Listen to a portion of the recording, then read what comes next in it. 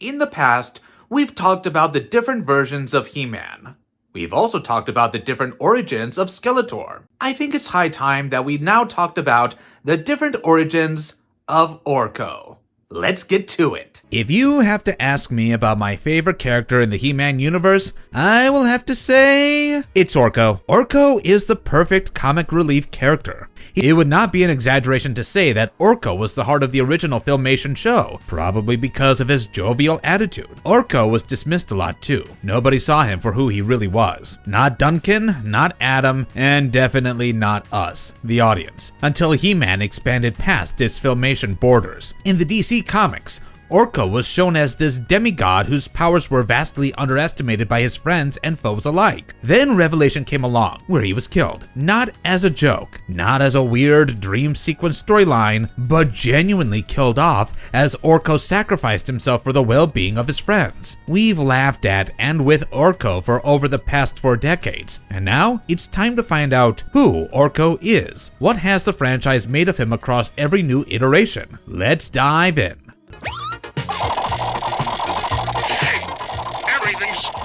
The birth of Orko and the Filmation series. Orko's story begins in the writer's room of Filmation's He-Man series, not in a mini-comic or the toy line like many of his friends. I love the story of his creation, not because it is highly imaginative or creative, which it is, but because it is practical. The creators wanted there to be a comedy relief character who the young viewers could relate to. And it did not hurt that Mattel promised Filmation the royalties to the characters they created, which made it into the toy line. Orko's first name was, drumroll please, Gorpo. Thank God they changed the name. Orko is far better than Gorpo. Ugh. The 1982 Masters of the Universe Bible, written by Michael Halperin, describes Orko as a tiny mystical alien who dropped in from another dimension and decided to stay at the royal palace. His amusing magic tricks and quick wit entertain the king and queen, so much that they appoint him the official magical jester in residence. He is referred to as Gorpo in the Bible, though that should tell you that his character was fully formed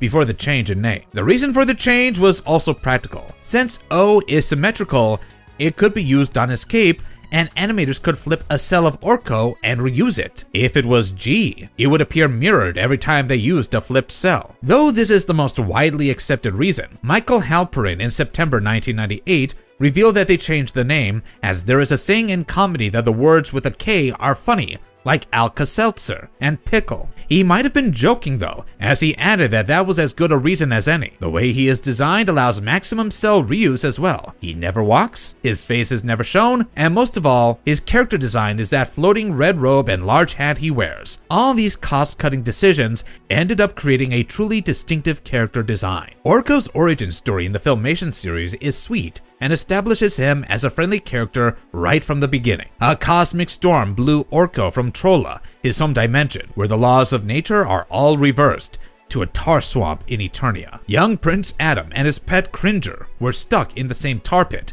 and Orko saved them both. Unfortunately, while rescuing them, Orko lost his magical amulet, which is why his magic backfires so often. As a thank you for saving his son, King Randor made him the royal jester. Soon he became Adam's close friend, and one of the only 3 people who know Adam as He-Man. Orko has the loyalty of both He-Man and Cringer, and is often supported by Queen Marlena, much to the annoyance of Man-at-Arms Duncan, who is often at the receiving end of Orko's spell mistakes. The lost amulet is not the only reason Orko comes across as incompetent. His magic misfires as the laws are different on Trolla, and he has a much higher success rate in his home dimension, as seen on the many episodes where he goes back to Trolla. My favorite episode in these is Dawn of Dragoon, as it gives us a peek into Trollan culture. Showing one's face in Trollan culture is something very intimate, like an engagement, and in that episode, Orko shows his face to Dree-El, a fellow Trollan. Though his magic is more stable in Trolla, he is not the great wizard he claims to be, as there are many who are better at magic than him. Orko's magic seems to be better on Earth as well, as he accidentally crashed into our planet in He-Man and She-Ra, a Christmas special, and used his magic to save 2 kids from an avalanche. It's not hard to see why this character was given a toy by Mattel in 1984, as anyone could see the appeal of this funny magician. The toy had a working ripcord mechanism, which, if pulled, would cause him to spin like he did while casting spells. Wrong spell. The 2002 MYP series.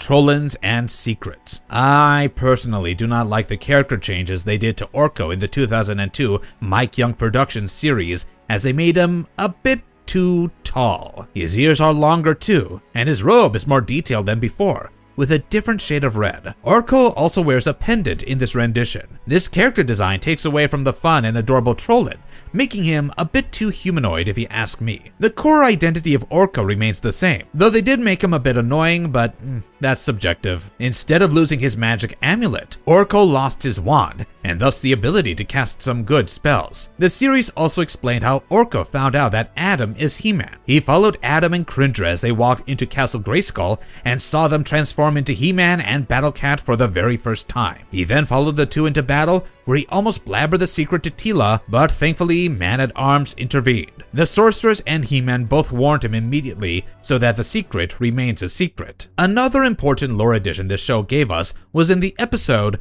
The Power of Grayskull, which follows Adam's ancestor King Grayskull on an adventure in Preternia. He encounters an oracle who looks like Orko and sounds like him too, implying that Trollins have been a part of Eternia for a long time now, and that Orko is not the first Trollin to topple into Eternia. The connection of Trollins to Eternia probably goes further back, but till the creators decide to expand on that, we will never know. The toy line Secret, an undercover agent. In July 2010, a Masters of the Universe Classics line of toys was released as an SDCC exclusive. The bio given to Orko's character blew the minds of many fans, as it revealed something previously unknown. Orko is an undercover agent. According to the bio, the rise of the Horde Empire caused the forces of evil to outweigh the force of good in 5 dimensions. The overlords of Trolla noticed that and recruited a cosmic warrior in each generation who would lead the war against evil. Every single one of these warriors was given the powerful sword of He, a weapon that was infused with the power of the universe, to help them in their heroic quest.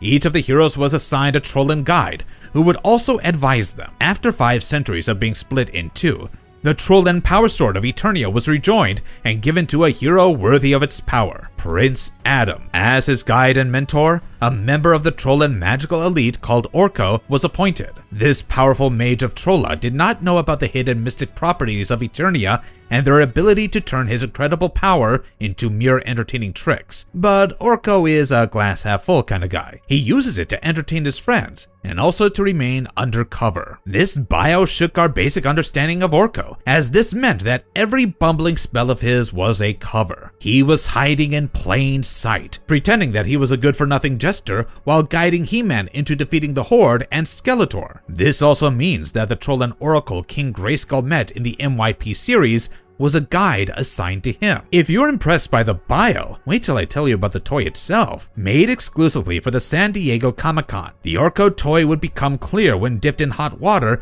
to show the invisibility powers of Trollins. Once it cooled down or was dipped in cold water, it would regain its color. It was sold along with a magic wand, a spellbook that displayed the SDCC logo when dipped in warm water, and a floating stand.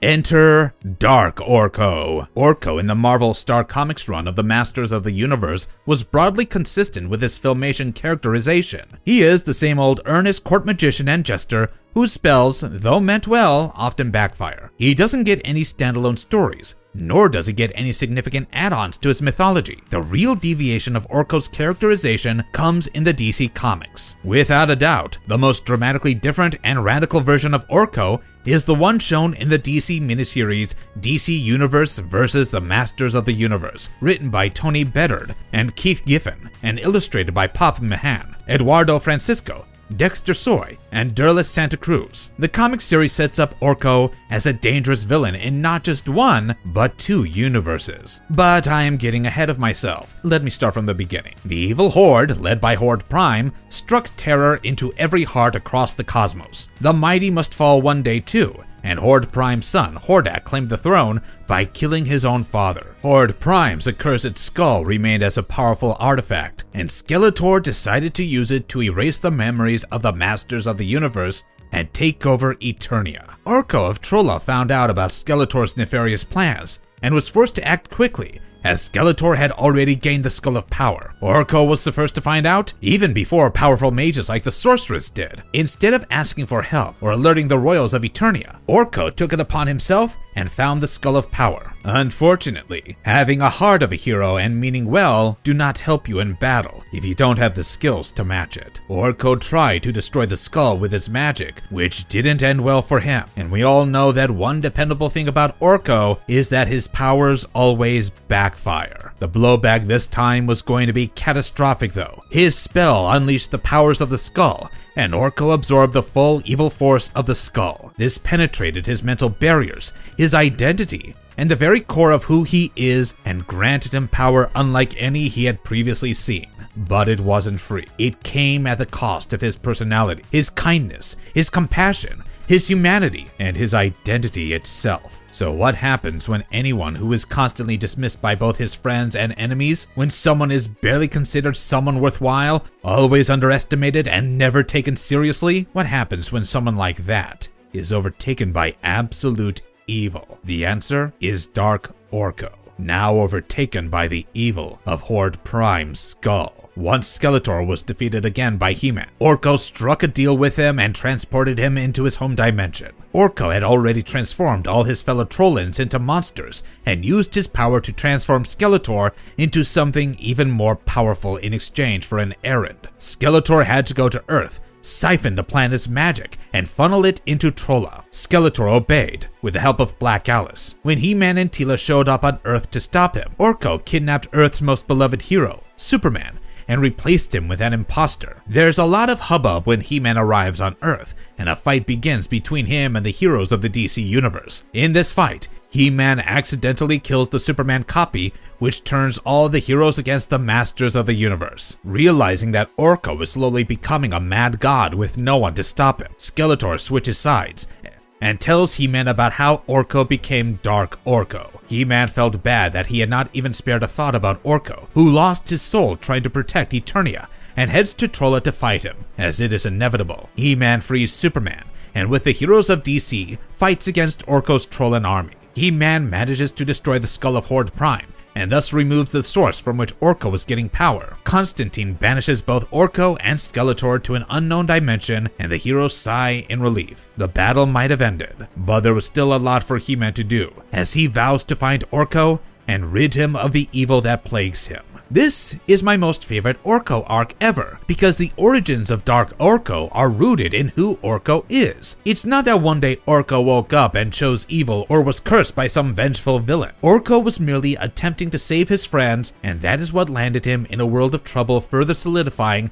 that he is the best and most kind-hearted character in the He-Man universe. His powers were not just given to him by Horde Prime. He always had an unlimited magical potential, and the cursed skull only unlocked it. I am also partial towards the joke character being an apocalyptic threat trope, so it's no doubt that I enjoy this. It does make you wonder though, if none of the Masters of the Universe or the royal family had made fun of him, would he be as vulnerable as he was to Horde Prime's magic? If he wasn't considered as an afterthought, a non-factor, and was seen and valued by his friends, would he be protected against the evil that invaded him? Now that He-Man and his friends know what their underestimation of Orko did, will they amend their ways, or will they continue to use Orko as a punchline? Hopefully, a new miniseries or issue will drop soon that will help us understand.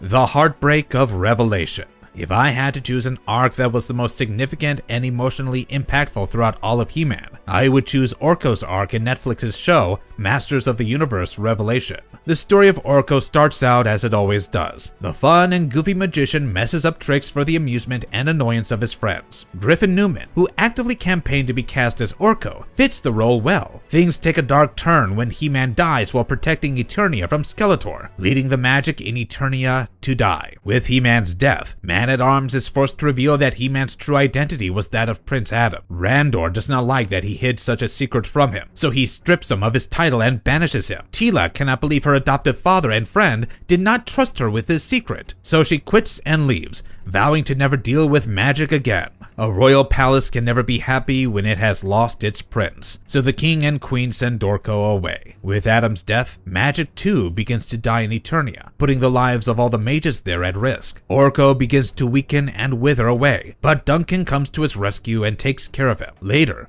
when Teela decides to save Eternia with her companions and heads to Subternia, aka the land of the dead, to find the two halves of the power sword, Orko accompanies her. Throughout the journey, we see an emotional side of Orko, one who treasures his found family and mourns it at the same time. The lack of magic had begun to affect his memory too, so Orko advised Andra to keep a journal and jot down every single detail of her adventures, even the mundane ones, to remember everything. The sadness with which Newman delivered those lines truly touches your heart. In Subternia, Orko feels better as there is more magic there. Soon, he and Evil Lyn are trapped in an illusion of Trolla. Orko observes that the font of mystical energy, the life force of all Trollans, has dried up, leaving him the last Trollan alive. As Orko and Evil Lyn battle the evil spirits of Trollans attacking them, Orko reveals that his real name is not Orko. His parents had named him Oracle, and they wanted him to be an oracle when he grew up. Baby Orko could not pronounce the word, and soon, Orko stuck. He wonders if his parents were glad that nobody remembered his name as Oracle, as he would be laughed at even more than he already is. Evil Lyn fills him up with some positive attitude,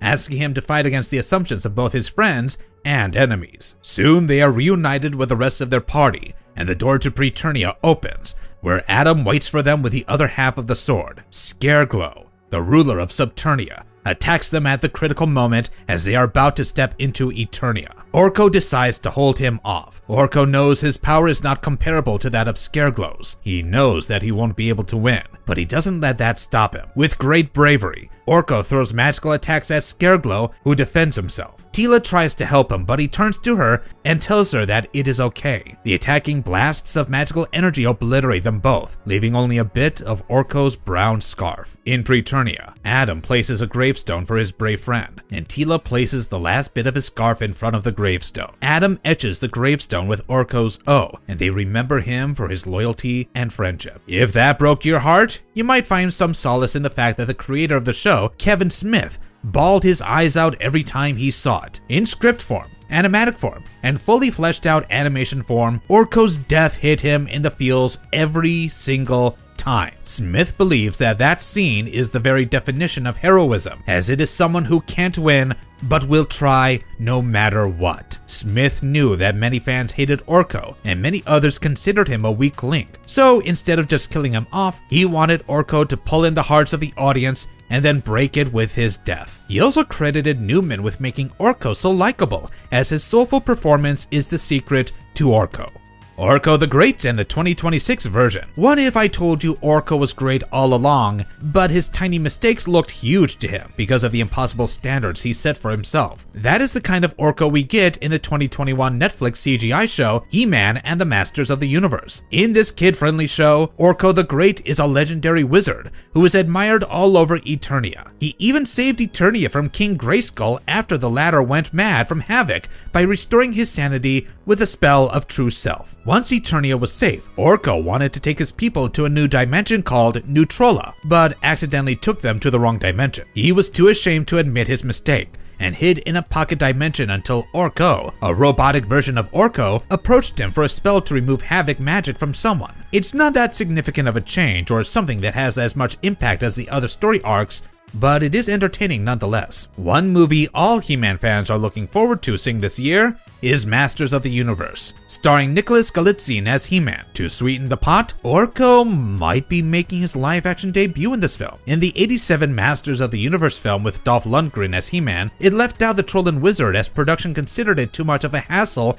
to have a floating character whose legs and face are never shown, and he was replaced with Gwildor. Thanks to technological advancements, that won't be a problem now, and production notes have already described Orko as a small man who is so full of self-doubt that it is holding him back from being a mediocre wizard. That description is not very reassuring, but at least we get to see our favorite mage on the screen. The voice of Orko has been kept hidden, and there have been whispers that Kevin Hart might be voicing him, but we won't know till the movie releases in June of this year. The small gravestone in Preternia, where his friends mourn the death of Orko, is a striking image. He was never once given proper credit for his bravery. Not by Duncan, not by Adam, and not even by the audience. I love Orko, because for me, he is the heart of the show, and I know I said it before, but it is worth repeating. His revelation arc is the most emotional, meaningful, and memorable one for me. but the most entertaining one is surely Dark Orko. If you look at them with a keen eye, you will see that both of them show the core tenets of Orko: no hesitation to sacrifice, loyalty towards Eternia and his friends, and the willingness to do what's right,